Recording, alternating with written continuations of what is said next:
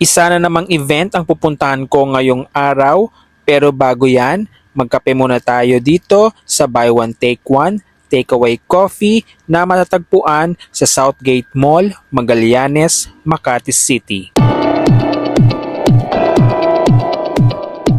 Dito nga ako dumadaan sa maliit na mall na to bago sumakay ng MRT Magallanes Station. Tuwing pumupunta ako sa Quezon City.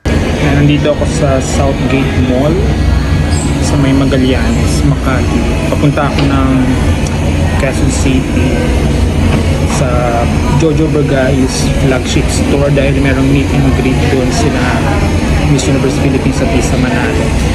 Pero dito muna ako, kakape muna ako.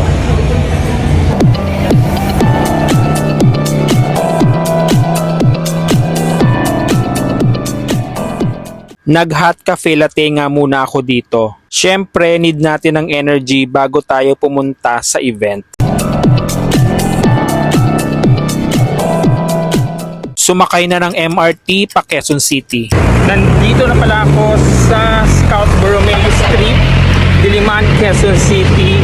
Pupuntahan natin ang Jojo Bragais flagship store para sa meet and greet nila Miss Universe Philippines, Tisa Manalo, Winwin Marquez, sino ba? Miss Cosmo Philippines, Chelsea Fernandez, at yung dalawang male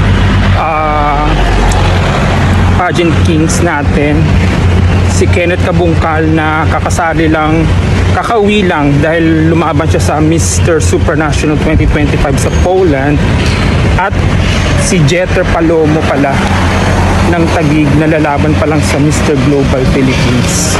Mr. Global sa Thailand.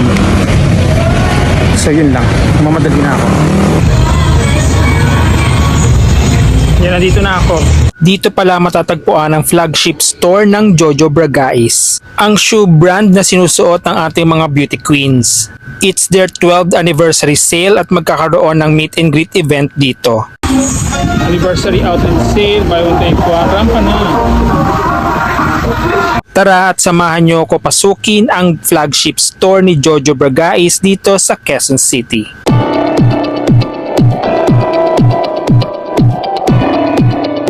Tara at pasukin na natin ang Jojo Bragais flagship store para sa kanilang 12-year anniversary sale at meet and greet event na magaganap dito. Uy, grabe. Init.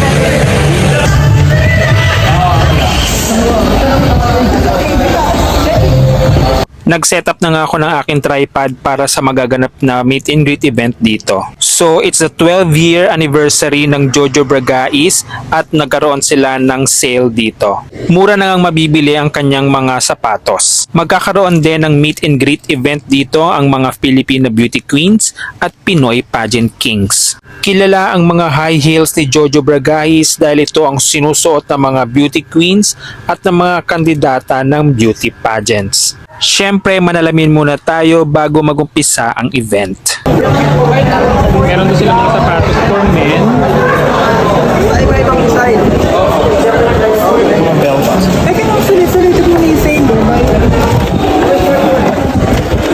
Bukod nga sa mga pambabaeng sapatos at high heels, ay meron din ang Jojo Bragais na panglalaking sapatos at mga sandals. Meron ngang rumampa dito suot-suot ang Jojo Bragais heels na kanyang binili.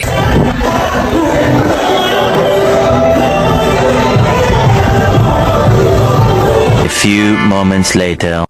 At nagumpisa na ang meet and greet event dito sa Jojo Bragais flagship store sa Quezon City. Unang ipinakilala si Mr. Supranational 2025 4th runner-up Kenneth Kabungkal. Sumunod si Miss Cosmo Philippines 2025 Chelsea Fernandez. Si Miss Universe Philippines 2025 first runner-up Teresita Winwin Marquez. Ang ating bagong Miss Universe Philippines 2025 Maria Tisa Manalo.